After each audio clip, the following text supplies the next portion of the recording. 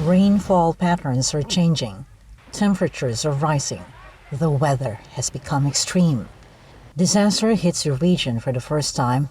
You lose your home, even the lives of people you love. And you wonder who's responsible and who to run after so you could seek reparation.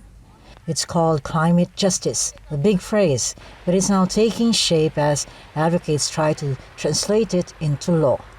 The Greenpeace movement has drafted a proposed legislation so that companies with the largest carbon footprint will be held accountable. The bill is called CLIMA, or the Climate Accountability Bill.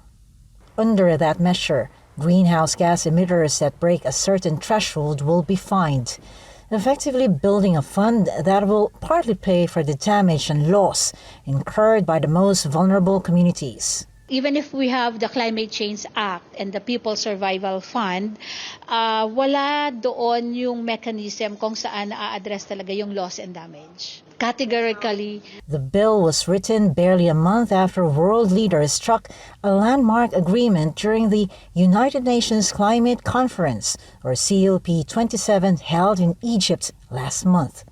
The decision was a breakthrough because nations, the carbon majors, agreed to build a loss and damage fund for countries most vulnerable to the climate crisis. That loss and damage fund was 30 years in the making, according to Greenpeace. No decisions have been made yet on who should pay for the fund, where the money will come from, and which countries will benefit. But the Philippines is upping the ante with the CLIMA bill. Bohol Congressman Edgar Chato is emerging as the bill's principal sponsor. More than a race to have the first law of its kind in the world, we are more committed to stop romanticizing the Philippines as a helpless victim in this global climate change issue. We will exact accountability, not on the lens of liability, but on good stewardship of our one and only earth. He said that he's going to study it well and hopefully file it early next year. Other reforms are being readied. The Department of Environment says it's again reviewing the Philippines' mining policy.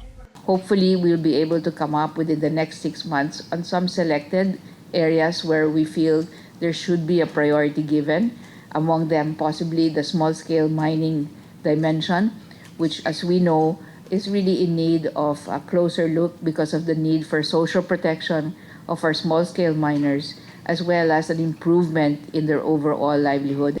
Ian Fry, United Nations Special Rapporteur on Human Rights and Climate Change, weighs in on the mining debate.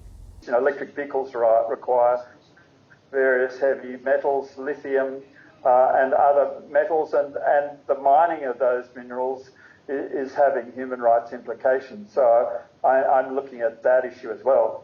The CLIMA bill scrutinizes climate change through the lens of human rights, because under a declaration adopted by the United Nations last July, access to a clean, healthy, and sustainable environment is a universal human right.